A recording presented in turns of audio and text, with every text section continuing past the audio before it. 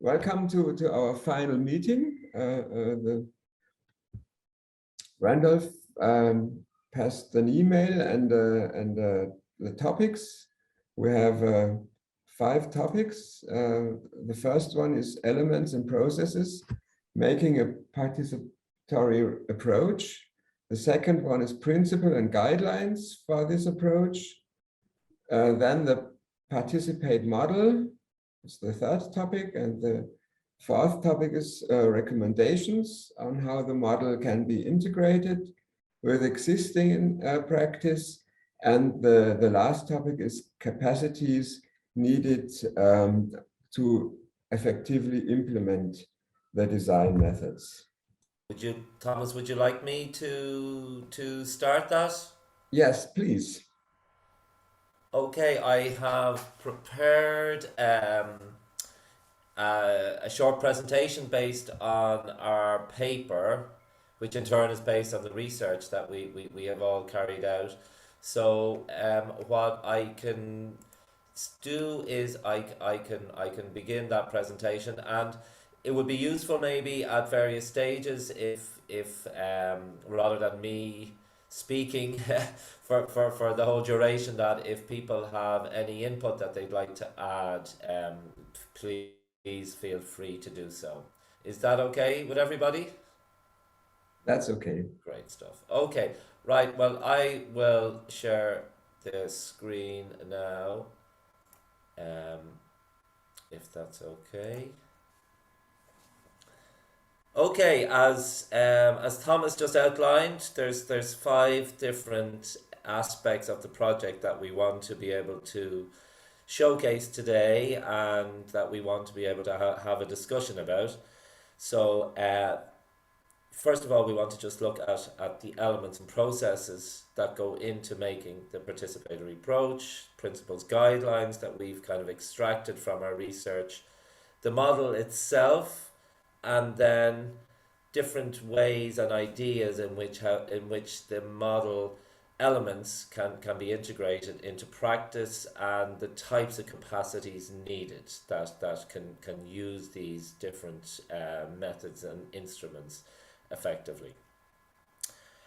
So again, I think we have a group of people here today at our conference who have experience of either both engaging in training or facilitating training or delivering training. So it would be great to get some input as we go, just again to validate or valorize what we're coming up with ourselves from our work.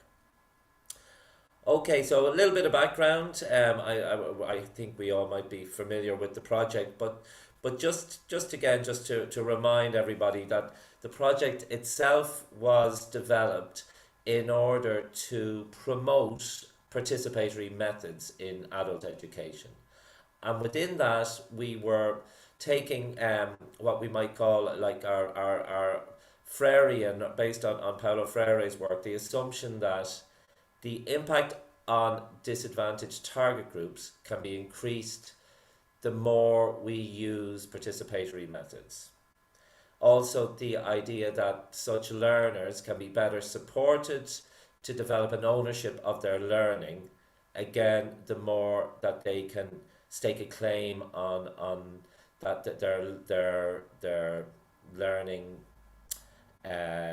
pathways, again, the more that they are included and that they have a voice within the coursework or the groups that they're participating in. So as part of that, as part of this piece of work or our project, we undertook research both with trainers, with learners, with a wide range of different groups, and the aim being to look at developing a model, a participate model that would have clear principles and elements that we could then share and look at how do we integrate these types of approaches better into what we might call mainstream training and training provision.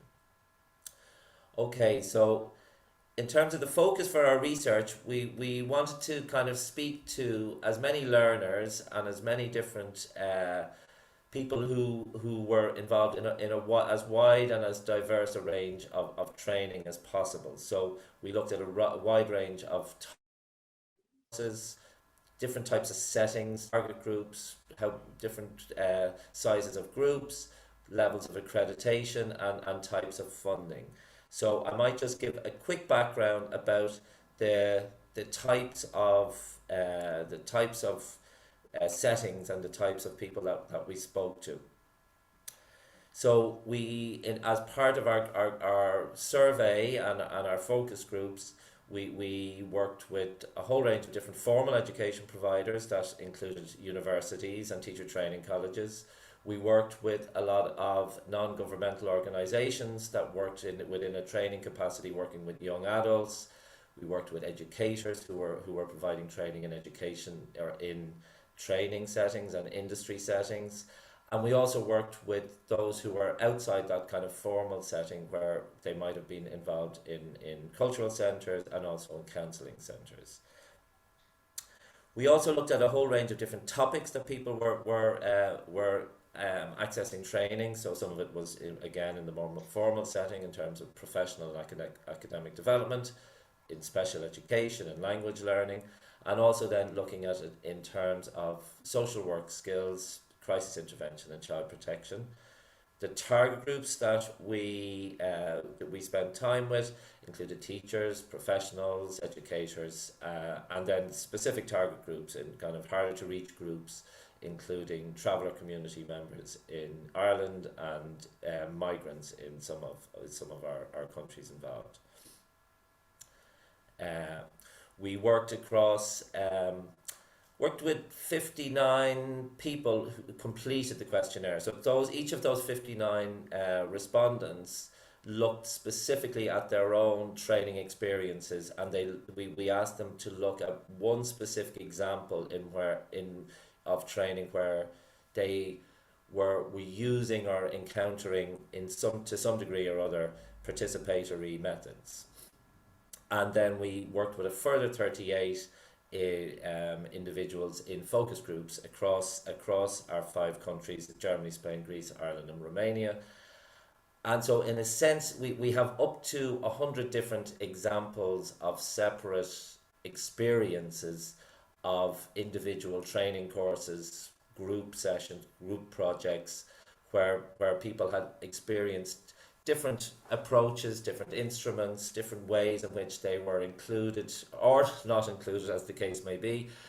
And we were able to draw on that wide range of data, and the focus groups allowed us to do a lot of follow-up work on the initial questionnaire, and we ended up with a very rich data set that allowed us then to mine it for information, also based on our own experience of within our own organisations of providing training, to be able to draw out specifically looking at what elements and processes could come together to look at how we might define a more holistic participatory approach. So within our research work, we looked at different elements within how people experience training, so our group work. So initially we looked at, in the first part, we looked at how did the participant have input into the course or the group design. How was that encouraged? How was that valorized? What did the participant, did the trainee, the trainer include the voice of the learner in the design? So effectively, the first element, the first stage throughout our work was looking at the design of the course, the design of the group. Secondly, then we're looking at the course delivery or the group work sessions. To what extent were participatory or active learning methods used to allow, again, the voice of the learner to shine through over the course of the course or the group work itself? And thirdly then, in a sense, how was participation promoted in the assessment phase of the course, or what types of instruments were used in that aspect of the learning pathway? So Throughout the rest of the presentation and our discussion that follows it, we tend to look at three distinct elements. We look at the design phase of the particular course or the group work, the implementation or the delivery phase, and then the assessment or the evaluation, the third phase of each of those groups. So you'll see as we go through the rest of this presentation or these slides, we're breaking things down accordingly. And as you may already be aware, we also, on our Participate website, we have a series of resources and videos that have been prepared over the course of the project that give insights into each of these different phases.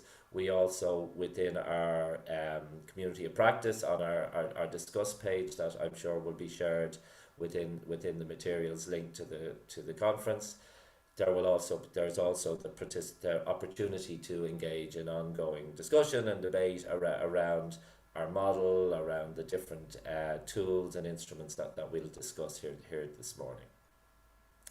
Okay, so I might just take you through, so very quickly, just through some of the key findings from our research, because I think it's important that we just get an insight into what's happening within these 100 courses, within these groups that are active around our 5 countries. What is our learning in relation to these different phases? So what's happening in Europe in relation to design of courses? What's happening in relation to course content, the delivery? What's happening in terms of assessment? Are there interesting tools or ideas emerging? So very quickly, I'll just run through some of the initial findings, and then we'll work on into showing how that has informed our model and the elements within the model. Please feel free to also interrupt at any stage, or if there's anything that you'd like to offer, please feel free. But just we asked our research partners through the focus groups and through our questionnaires to talk a little bit about the course design and what are the different elements and the different approaches that they experience that can help encourage a participatory approach to design. So the most common theme there that was emerging across our 100 or so respondents, our 100 or 2 courses, was the importance of flexibility in that initial design phase to allow the participant to have an input into what should the course look like. How should we be involved as participants in our courses, in our groups? The key element coming back there was the importance of flexibility. Also important there, how can we define our own learning needs? That it's not just that the course is not just going to be a fait accompli, it's going to be just given and we just have to sit in and go for the ride. That how can we engage, how can we have discussions around how the structure is going to work, how the course is going to be laid out, how our needs are going to be addressed, how flexible is the facilitator. All these emerge as key parts of the design phase. Also, the idea of an induction process, that the participants, that the facilitator will sit down at a very early stage and start building relationships, starts looking at, well, what is it that we're going to put in place that will allow us to ensure that participation is valued and is a key part of how this course is going to work, how this group is going to be run. We don't see as much across our respondents the idea of individual learning plans or contracts being put in place. Again, it might be more seen on a more formal side of training or training courses, but we didn't see as many examples of individual learning plans or those individual learning contracts being put in place. In terms of the course, the second phase that I mentioned, the course delivery phase, what are the types of key elements that are coming back from our research respondents? The biggest one coming back, and it's something we'll return to again, is the importance of active learning methods. So the idea of how do we use innovative ways of ensuring that we have ongoing engagement from our participants. So instead of just a talk and chalk approach where the tutor or the facilitator of the group is just directing the learning at the participants, the idea of interactivity, the idea of group projects, of role plays, of storytelling, of games, of workshops, the use of innovative tools to ensure that that ongoing buy-in is present within the group, within the program, within the course. Again, flexibility is important here, that the idea that the facilitator is taking that feedback into account on an ongoing basis, that they're able to react, that if something isn't working well, that the facilitator, the trainer is listening, it's taking those participants, those group members, taking their voice into account to be able to maybe pivot or to make changes. We'll see that this becomes important when we start looking at the impact of COVID, and when many of these courses or these groups had to migrate into an online space, that type of flexibility, how do we ensure that we're bringing people with us, that becomes very important. Other tools or other instruments that are useful or that our participants talked about in relation to this course delivery phase was the use of discussion forums. Again, when we find that when groups or when courses were forced to move into an online space, that where there was possibility for, and it may be a tool like WhatsApp, or it could have been a specific e-learning platform, where there was space for the participants to engage with each other and have these discussion spaces, this became very important to ensure that value on participation and participatory approaches was in place. Reflective learning methods, again, was something that, again, they're not necessarily new as such, but these are again, to be building these into the approaches was important, just in terms of, and it could be learning journals or passports, etc.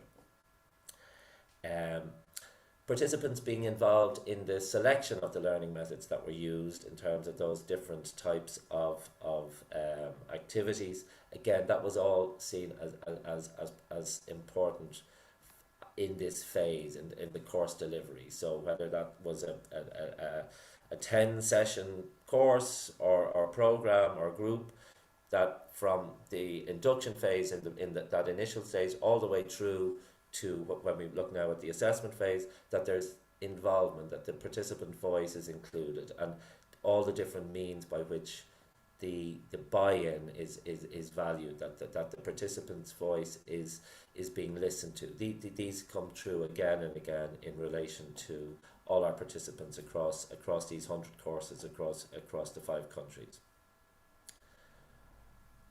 We also then asked our research respondents to look at, which is a slightly more problematic area in terms of how do we ensure a participatory approach, because again, traditionally this aspect of coursework would be very formalized. We do a test at the end of this course.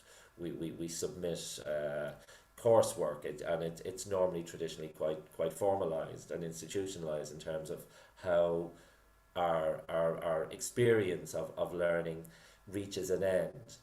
So how when we look across our 100 examples or case studies, how do we start to see different examples?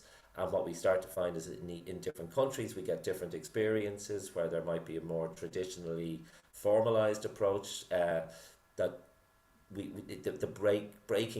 breaking a more participatory elements into it becomes a bit more problematic.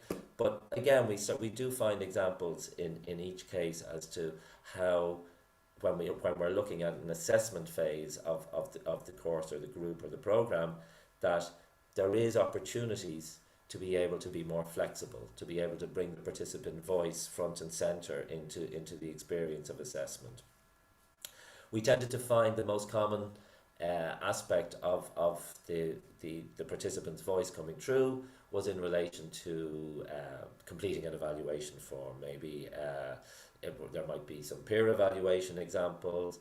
there was the idea of some 360 evaluations that didn't quite necessarily work out for in terms of the examples that we were able to access.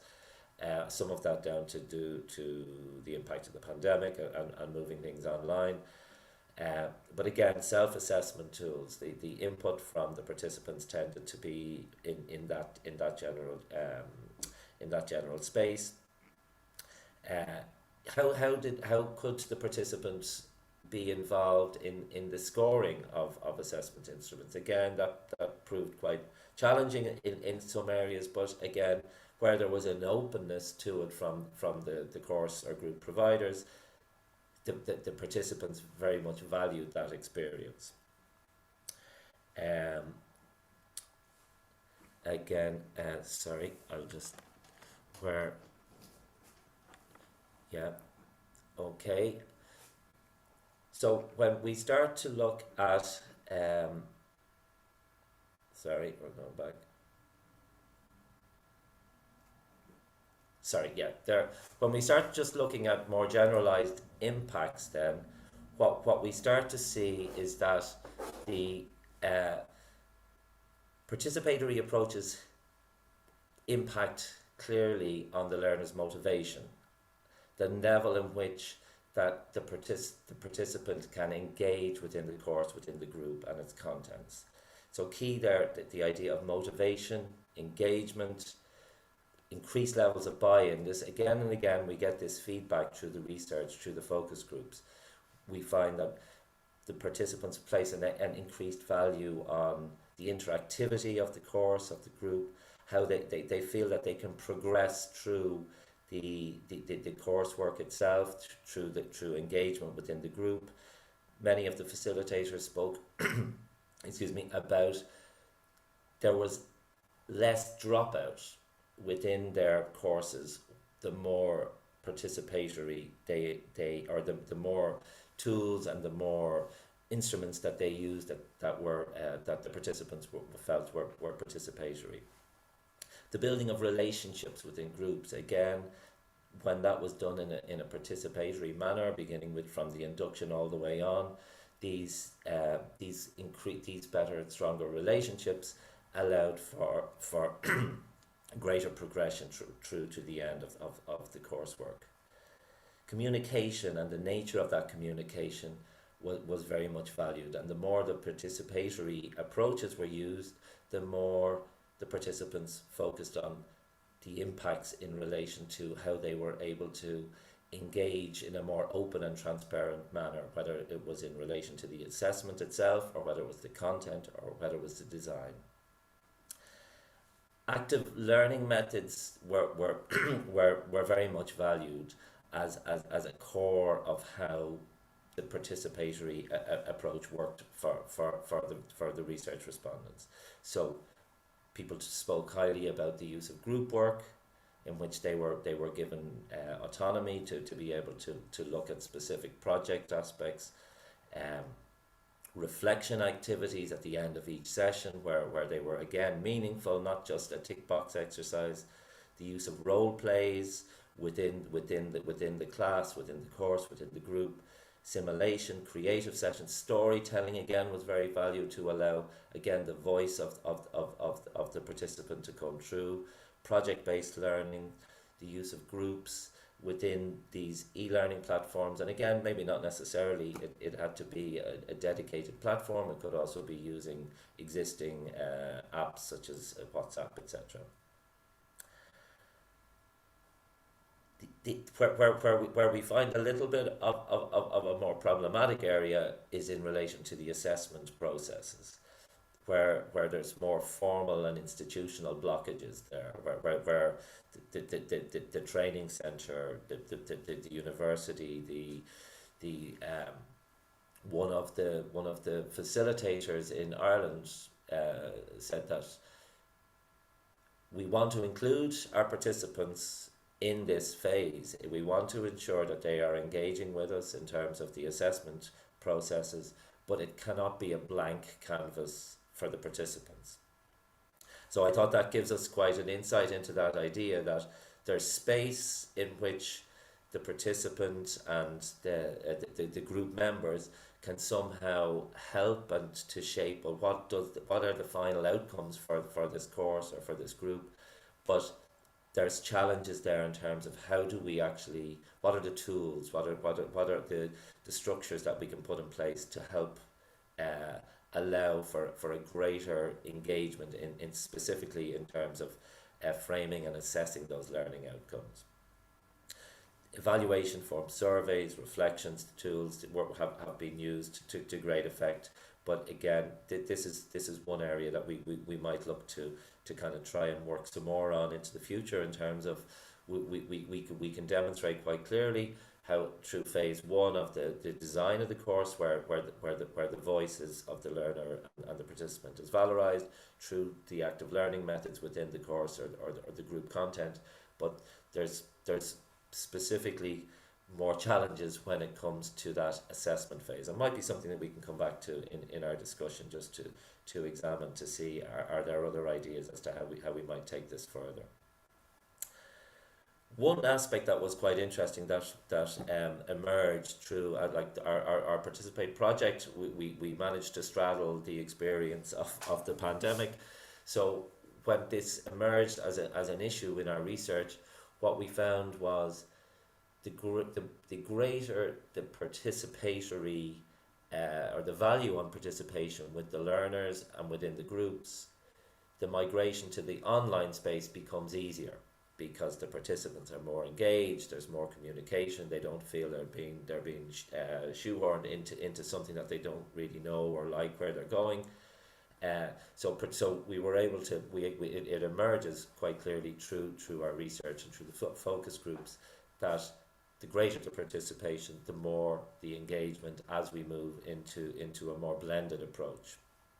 Clearly, there was lots of challenges there as well, maybe in some of the learning or some of the participants, some of the target groups we were working with, it was more challenging in terms of access to technology, etc., etc. But we do find increased participation seemed to lead to an easier shift or pivot into the online space. Okay, so just in terms of then, what do we take from our research then? What do we take from those learnings, those impacts in relation to how the course was structured, how the course was delivered, how the course was assessed? What we take from that is that there's a whole series of principles and guidelines. We've developed 8 emerging from our work, and these are the principles and guidelines that then in turn inform our model and our model elements.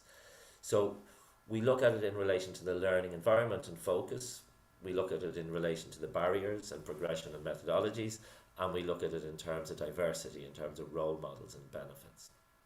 Again, much more detail is available in our paper and in the Participate website if anyone is interested in drilling down into this in any greater detail. But just to run through the 8 principles briefly. So the importance of including learners' voices is paramount in relation to promoting participatory approaches. It's ensuring that voice is central to how the course is developed, delivered, and assessed. The learning environment is key as well. Where like the idea that everything needs to take place in a more formal environment can't address many of the learners and the participants that we were working with. The spaces that for learning can be the local library, can the local community centre, it can be a youth centre, it can the idea as to how we frame that environment and how we need to allow the learner to take a lead in terms of those types of spaces that sorry, I just need to get the battery.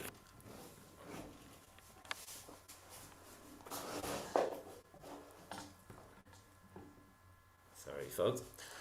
Okay, secondly, we also look at the barriers that participants are experiencing. And again, this must be at that initial phase of the design of the course or the group.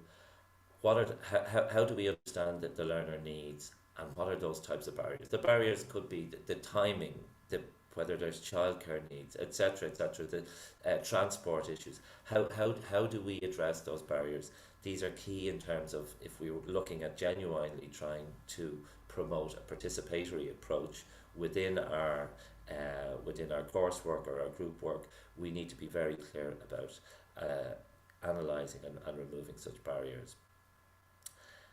We also need to let the learners and the participants think about progression. Progression is like the course ideally opens up new ideas, opens up new opportunities for the learner, so that the progression can be, not necessarily it has to be seamless, but that from the idea as to how the learner engages and is supported in a participatory manner, that they can see that there's progression into new or other groups, new other courses as they come to the end of the specific program that they're involved in. We spoke earlier about the different types of approaches and methodologies that can be used. Again, key within that is allowing innovative, empowering methodologies that allow the voice of the participant to be valued, and that they can see that their community, their environment is important within their overall learning experience. When we think about diversity and we think about role models and benefits, it's important that we can use other learners as mentors. That if we're looking at a specific target group, that the target group is represented within that learning space, within that learning environment, and that the participants themselves can see other role models that will help them to actually to move beyond just that initial engagement. Also, it's important to look at diversity, and it's important that the learners can actually better understand the benefits as to why that they can engage within the various different courses and groups that are available to them in their communities. So again, these are principles, guidelines that have emerged just from our work within this research, and from work that we would be involved with across our organisations. That these are 8 key principles and guidelines that will promote a more participatory engagement and more participatory approach within learning. I might, Thomas, if it's okay, just I've there's a couple more slides just from the model and the elements within the model, and then I'm conscious that I had said that we could have more of an interactive discussion as we go along, but maybe it might be easier if I just finish off and then we can come back to the wider group, if that's okay, Thomas. From my side, it's okay. Great stuff. Okay. Yeah, sorry, I'm conscious that no I've been talking for a long time, but I might just continue on then, just by looking at our participate model, and that's very good. Okay, so the model, again, it comes back to our 3 different phases, and when we're looking at our 3 different phases here, we're talking about our the design phase that leads directly into the delivery phase, and then that continues on into the assessment practices. So what we're interested in looking at now in terms of our model is what are the elements that go into making a participatory design approach. What are the tools, what are the approaches that are important when we're looking at a participatory delivery phase. And more challenging, but again, it's something that we need to be that we need to take on, is looking at what types of practices and what type of approaches are useful and that we can continue to test in relation to making a more participatory assessment phase. So when we start looking at our model, what we're calling it, and what we're looking at is this idea of a 3-step learning pathway. So it's focused on the social value and transformative aspect of participatory approaches. Again, very clear coming through our research is the, the transformative impact and the social value when these three phases, these three steps are valued, and when a significant amount of work is put into ensuring that each of these phases and steps within the learning pathway are worked on, and that there's a focus on how do we integrate these participatory approaches within practice. What capacities are required when we think of our trainers, when we think of our learning spaces, when we think of the participants. How do we promote and how do we encourage these ideas? Again, I'll reiterate again that there's a lot more information on the Participate website, where we break down in a lot more detail in terms of what goes into these different phases and what those lessons are. There's also, as I said earlier, a series of videos that kind of talk about some of the kind of the background material and the background research. But just again, to finish up, I'll just quickly just highlight what are we saying from our research and from our work are the key elements within our model, within each of these three steps. Firstly, in terms of the design approach, we've mentioned around the importance of the induction process, putting that in place and ensuring that the voice of the learner is there, that will allow for the review of the course or group structure and content. That participants are involved in identifying their own learning needs, and that they're supported around that. That it's not just, again, a tick box exercise, that ideally, again, depending on resources and depending on the time and capacity of the institution or the facilitator, but where an individual learning plan or contract is possible, that is ideal in terms of allowing that participant to see how their whole experience of participating in that group or that course is going to evolve over time, and how they can be supported to work their way through that. That participants are included in ongoing discussions regarding this structure, so they're able to review as time goes on, and there's an agreement that as time goes on through the course, through the group, that feedback will be taken on, that if something isn't working, and that there is an agreement from the outset that how are we going to respond to this as a group, how will the facilitator, how will the institution respond. Again, the importance of that voice being taken seriously at that initial or that outset phase. And again, the importance of flexibility. We mentioned this throughout the research finding, that the group design can be flexible, that it's not written in stone, that there isn't just here's our 6 weeks, here's our 8-week program, this is the way it is, no matter what happens, we're just going to deliver this, no matter who shows up, no matter what the feedback is, we're just going to plow on through. So again, that the idea that the design allows for flexibility, the design allows for the participant voice. Again, key here again and again, the induction, that there's that the participant feels that this course that I'm embarking on, this group that I'm deciding I'm going to become a part of, this program that is being offered to me, that my role, my voice, my engagement is being taken seriously from the outset. So these are all really important, because that allows the participant to be able to frame how their engagement is going to work. Am I going to buy into this group? Do I want to come back next week? All of these decisions that the participant make, the more participatory it is from the outset, will mean that the response is more likely to be in the positive. Step 2 then, in terms of our 3-step participatory model, our participate model, is in relation to the implementation practice. So in relation to what happens then when I'm involved in the group, when I'm taking part in the training.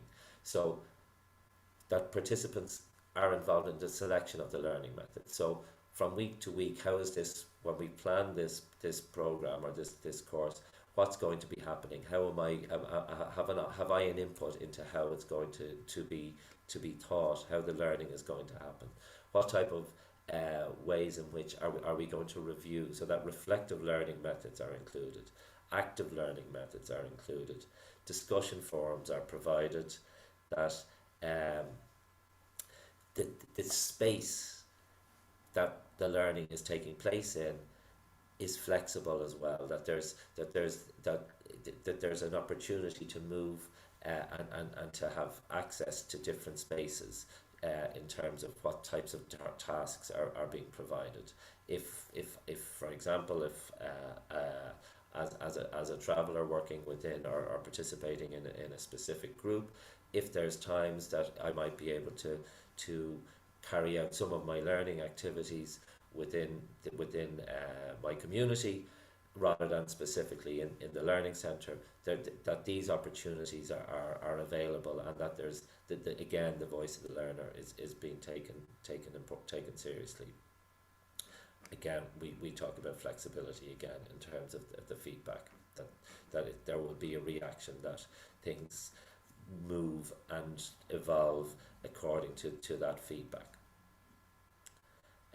And our final phase then, or our final step, is looking at assessment practices. And again, maybe this is something I think maybe Thomas we can maybe allow for some discussion of now when we move into the next part of our agenda, is looking at how do we push this further? How do we look at when the criteria for the learning outcomes are being set? How do I as a participant have some input into that? Again, the assumption can't be made that the participant has already some prior knowledge about learning outcomes. So again, there has to be some type of training, some type of talking, some type of idea as to how do we understand learning outcomes? What do they mean? How do I as a learner have some stake in these? Again, these become more challenging in as we mentioned earlier, in more formal top-down learning spaces, that the learning outcomes mightn't be up for debate. There mightn't be a means by which we can change or set the criteria ourselves. But at the very least, we can have a space in which we can discuss them, and we can become fully aware as to what is the evolution of my starting point right through to the end point. If I am being assessed on specific learning outcomes, am I fully aware, and can I understand how I'm getting to that point? That the evaluation of the course itself allows for different self-assessment instruments and tools to be used. That there's ongoing feedback with regard to scoring of assessment instruments, so that the course provider, the group facilitator, can allow the participant to see if there's ongoing assessment happening. Where do I fit? How am I getting on? Where do I fit? Rather than the idea that the certification or the final assessment is one big bang at the very end without any real awareness or insight from the participants themselves. And again, we talk about flexibility again as our final our final strand in terms of how the course or the group assessment is going to take the participants' feedback into account. That there can be a possibility in which we can maybe change how our group work, or how our various different active learning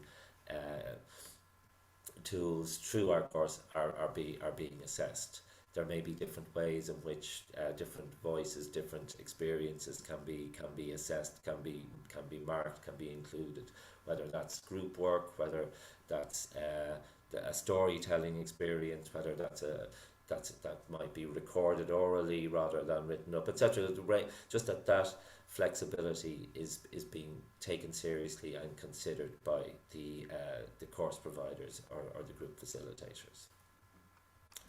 Okay, so that's the end of our of our slides in a sense, which is what we were running through there. I'll just show just the what we were trying to work on there. That in a sense what we were looking at there were the research results that allowed us to extract what makes for a participatory approach when delivering a course, when facilitating a group, when running a program. What when we looked around our 5 countries, and when we looked at up to 100 different examples of courses, of groups, of programs, what are the key elements and processes that we can extract from that data set to show us what's happening out there, and what is being valued. We looked to try and find those 8 principles and guidelines that should inform the design of these types of programs and groups to ensure that there's participatory learning outcomes as well.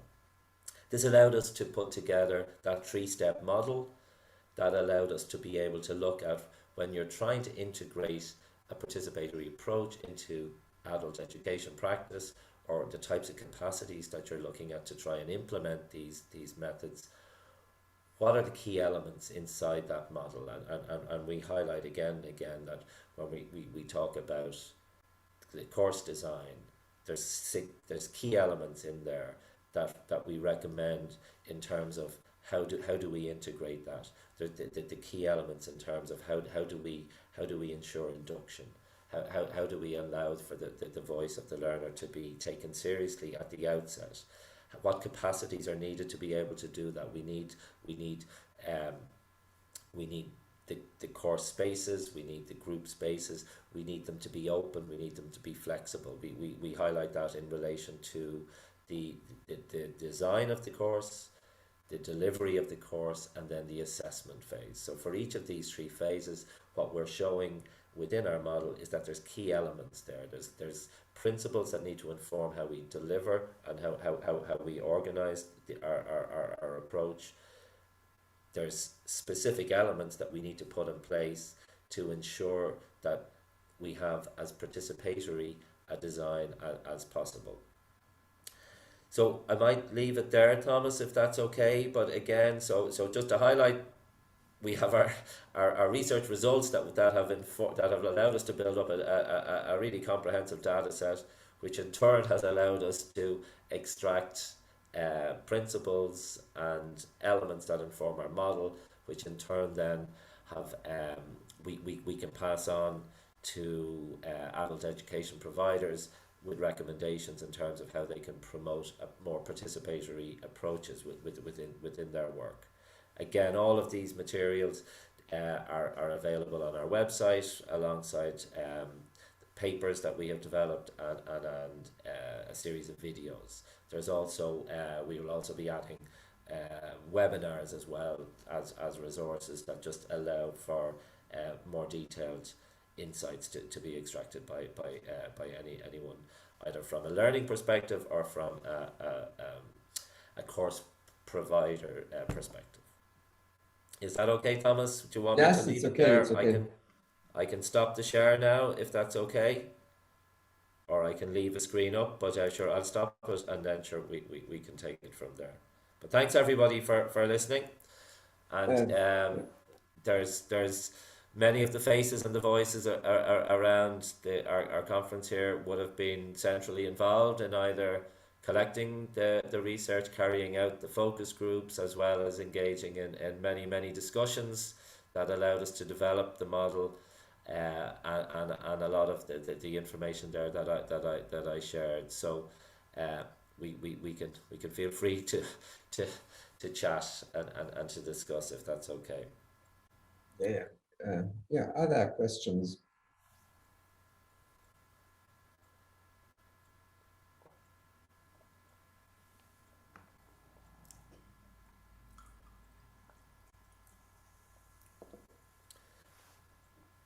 It might be interesting, just Thomas, without if nobody is jumping in, just if people have specific experience of the assessment phase, if anybody from their own experiences. I know if I'm thinking back to my own experiences of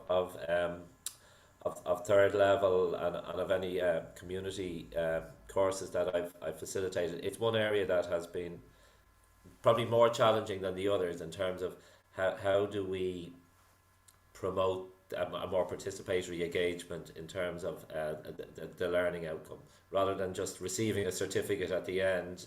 And I think maybe in Spain, this was and Romania, they were two of the countries where this was a specific challenge. Yeah, it is a challenge, but I think that overall, it's actually one of the easier areas to work in. I'm in Spain, you know, because we discussed time. My problem in Spain is that the formal adult education system is heavily, heavily laid down in regulation. And there is no opportunities for participation. On the other hand, there is a thriving independent sector, all kinds of cultural organizations, which are largely participatory. So you've got the two sides. But the assessment question particularly interests me because I've got another project on e-assessment. And I've been doing a lot of work, and particularly working actually in the UK with JISC, the Joint Information Services Committee of the UK universities. And there's a lot of movement going on assessment. Now, look, a lot of it is driven by, believe it or not, AI. I mean, the problem is the formal assessment system has been based on people writing essays, essentially, and studies. And now that there's computers that can write perfectly good, if not better ones, all the universities in particular are panicking wildly. How are we going to manage this? How are we going to deal with this? And went to an interesting workshop which just ran, which was, there was about 15 of us involved, looking at, and the title was Assessment in 2035. And we were being asked to imagine how assessment could change. Now, I think quite a lot of the proposals were somewhat weak, but there's an interesting one from interesting work going on at UCL, University College London, which is an absolutely huge university, which firstly has totally changed how it's doing the assessment, because they used to have to hire what's it called, the Millennium Dome in London, now called the something dome, the O2 Zone. They literally hired that to get about 20,000 students in to do assessments. So crazy for a week, you know, costing a fortune, and moved totally to e-assessment. And now they're looking at ways to innovate e-assessment. They're looking at that whole issue of how can you stop AI doing the assessment and the person doing it. But looking especially a big move towards authentic assessment, i.e. that the assessment reflects the subject of what's being learned and the learner themselves and their approach to it. But also the idea they're floating around, and I run some pilots on, the learner decides how it's going to be assessed and what format they're going to use for the assessment. The learner knows what the course is supposed to do, and the learner designs their own assessment. Now, arguments against that, but don't apply so much in adult education. Is it comparable? Because universities are absolutely hung up on comparability of different assessment, different courses and the assessment and the grades, etc. Another argument, it requires more work for the student, for the teachers. But that's the sort of things being discussed now. And I think a lot of it is directly applicable to adult education. If you have assessment in adult education, because of course some of it isn't assessed, then I think the key element of it is that the learner is supported in designing the assessment. And of course, there's a wealth of media. The assessment could be done, make a short video, it could be slides, it could be sing your assessment or whatever. And there is a tradition in European technical, for European techies in education, ed tech, has a long tradition now at summer schools of single PhD. And that's been going on for several years, and some of it's quite amusing. But lots of different ways we can do it. We've got a lot of technology which can open up different approaches to sharing the assessment things. So I think that's one of the most interesting areas. I'm more pessimistic about the curriculum because the funding bodies that fund a lot of adult education are so prescriptive that you have to follow their bloody centralised model rather than giving teachers any room to move. Well, thanks for your presentation. I enjoyed it. If I can continue, just building up upon the ideas of Graham, I would share a recent experience that we have here in Romania. When we use the Participate principles in TOT program, Trainer of Trainers program, because here is more obvious that you want the trainees that will be the future trainers to be fully engaged in the in all stages of the training program. And what we did was to replace the classical model when you first train a set of persons, a group of persons, and then they will train the same material at the next level. So just like mirroring what you are doing with them, they will do with the other trainees. And instead of this, what we proposed was to design a course for exactly to allowing them to explore the key topics that we wanted to address in the second level training. And then when those who successfully finalize this, just we reset everything in terms of training design, and we create some groups of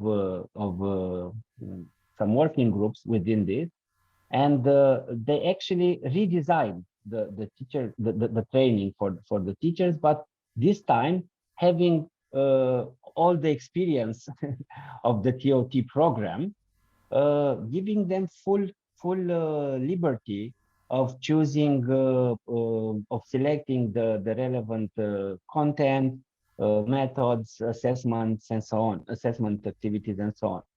And we were surprised to see how well this went, because they never went totally in a different direction compared with what we proposed. But also they never mirrored what we offered to them, because they somehow filtered all this experience through their own I don't know, experience and expectations.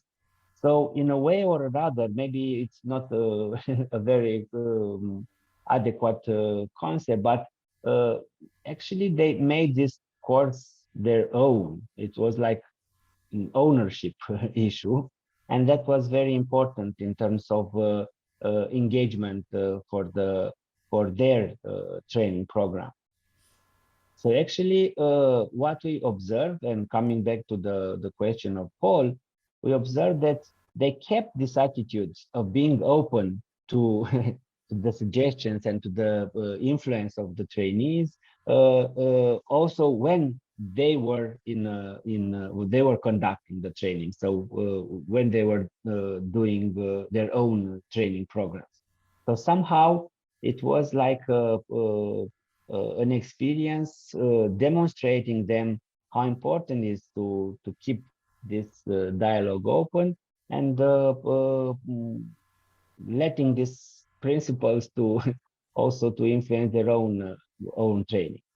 So I would say that I saw this in real practice, and I think it's a lesson that we will use and valorize also in the future programs, because these small communities allow us to have a much better engagement in the second year of the.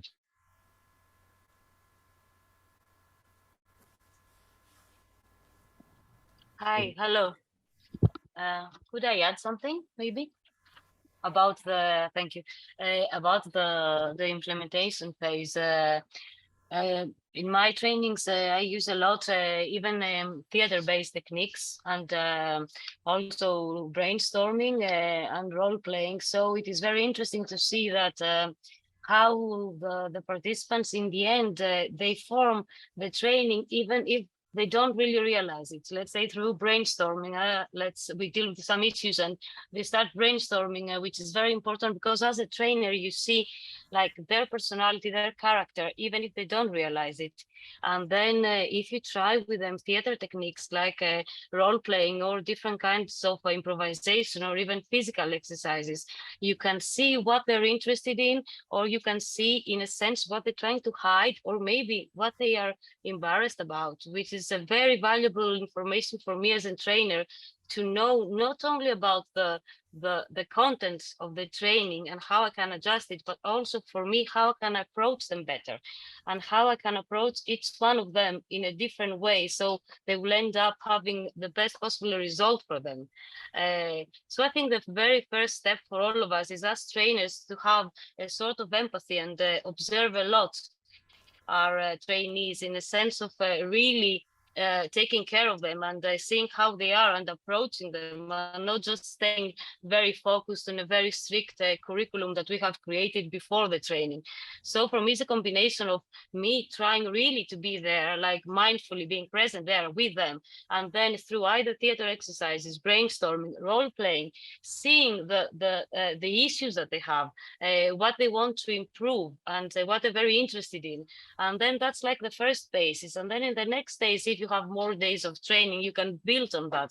So you can actually build on the things that you see and you observe they're more interested in, create a bit more complex, let's say, exercises or a bit more advanced training material, which all of it, of course, we have something in our brain and in our minds, what we want to teach, but it comes from them.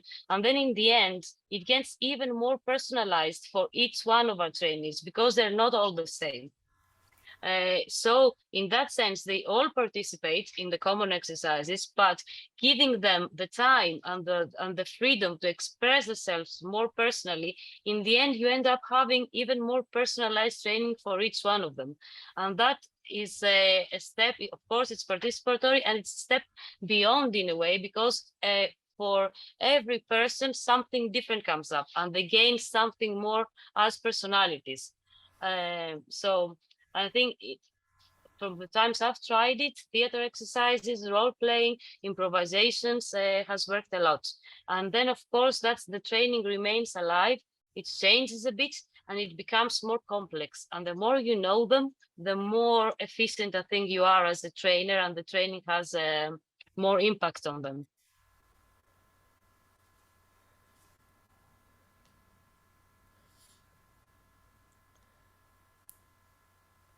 Thanks a million for that, RC and Cyprian and Graham. Just one other point, just again, it comes up and it came up through our research, just and I think it's something that I would have always valued in terms of doing any type of training, whether it's with young people or with different target, is that idea, and I think it builds on what you said, RC, is the idea of building that relationship both within the group and between the trainer and the group, because in a sense, without emphasizing the importance of that relationship, the tools, you can have the best tools in the world. I've evaluated programs where they have the most elaborate reflective diaries, but nobody wants to fill them in because, oh, nobody's going to read them. I have to spend 2 hours writing this reflective diary and I don't really care. And it's so, if the tools don't, as you say, allow for that kind of more individual or personal sense of development, within the group and with the facilitator or the course director, whoever it is, that all of those all of those elements have to kind of work together. But I think again it comes back in that research, or it comes back through our work, that idea of the importance of relationship building. And again, I think it becomes inherent, but I think if people need to actually concentrate on that in some ways, and name it as important, because it can be as simple as what we would often do is a check-in at the start of every session where you're asking people their energy levels, you have some questions, because again, the more people are able to engage with each other, the more the learning is going to flow. But thanks a million for that, Ersi. That's really interesting. Are there any other experiences or anything that has come to mind from listening to our chat in relation to how you might have been involved, or something that you have taken from a particular course? It might have been a lecturer or a teacher.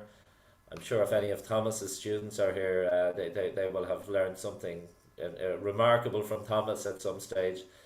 But or the types of any little, what we might call nuggets, that just we went, oh well, that one time I was sitting within a class, within a group, and this really worked for me. I felt I really, my voice was valued, or I felt I was included. If you have any of these types of experiences, it'd be great to kind of hear from either the facilitator's point of view or the learner's point of view. From the facilitator's point of view, I noticed that in some cases, as we already pointed out in our focus groups, there are some trainers that simply don't want to discuss about how to increase the engagement of your learners, because actually their learning theory behind it's acting like a like a barrier to this. Those that are representing the learning processes in a rather authoritative or teacher trainer centered way have difficulties in understanding that bringing more democracy in your training activities brings a lot of benefits. On the contrary, they see the risk, and they see that actually giving more power to learners could decrease the efficiency, could limit the areas that are fully covered, and so on and so forth, or decrease the accuracy of assessment. And I try to understand, to explore a bit more this mentality or this approach, and I think it has a lot to do also with the idea that if you allow your learners to play an active role, then it will be harder for you to assess the success of your trainings and of your learning processes, because you have to take them on board in also in the assessment activities. And I think for the future we have to address this challenge and find some answers to this approaches, because before helping someone to understand how to do it, it's important for him to or her to understand why to do it. Can I say something too? What would be helpful for me would be to have an example, because from maybe it's only my point of view, or it's a German point of view.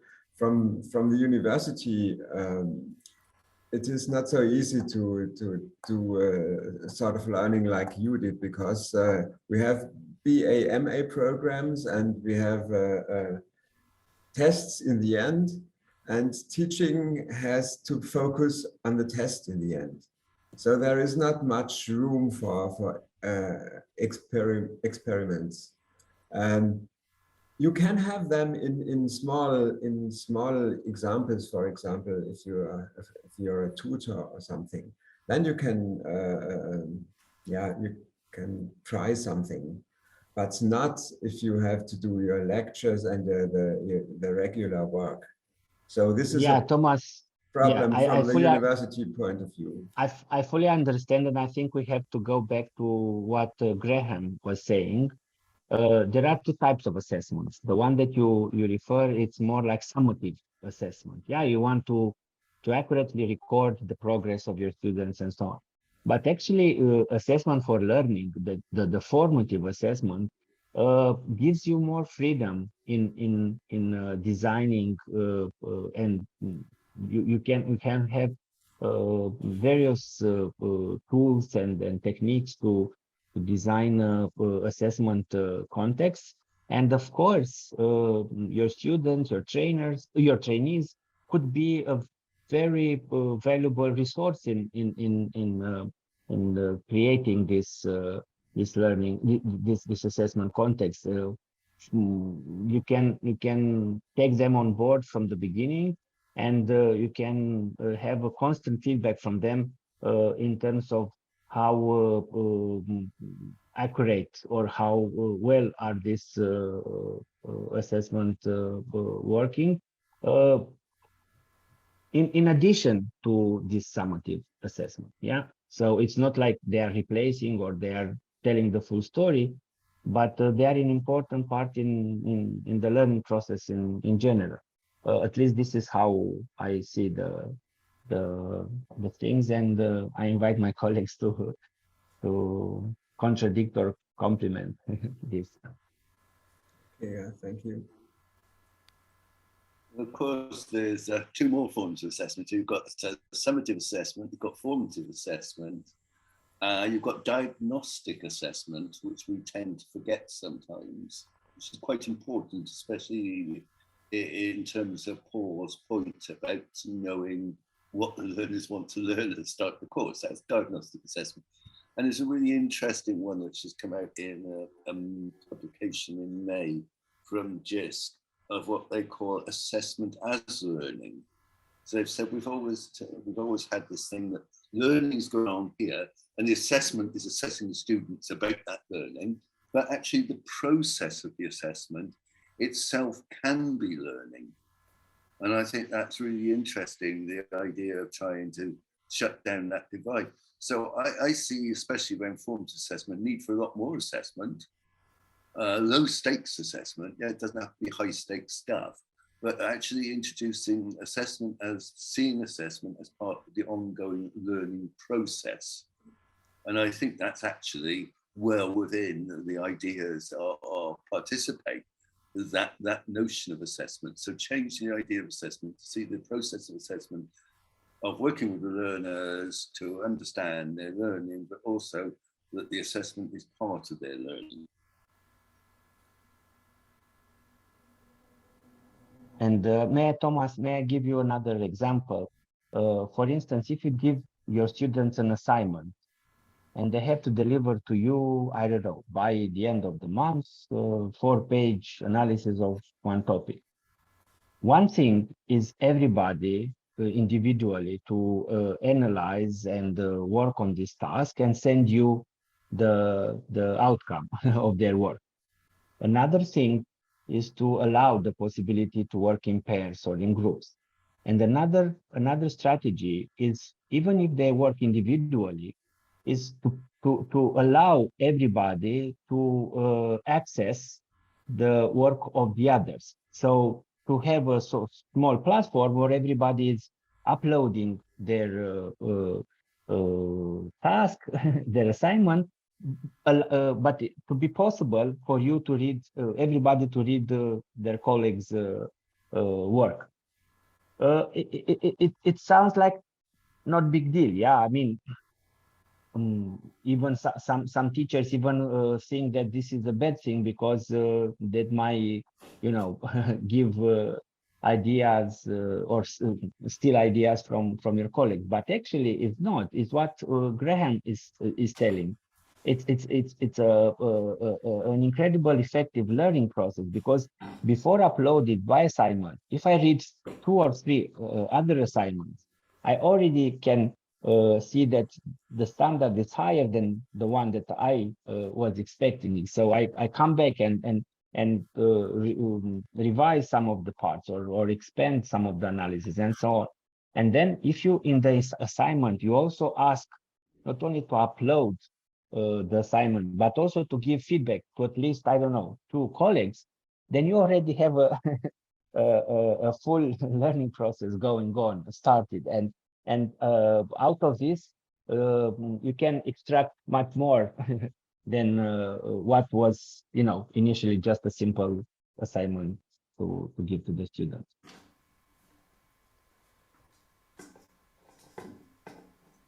So it needs a lot of creativity to start. I see.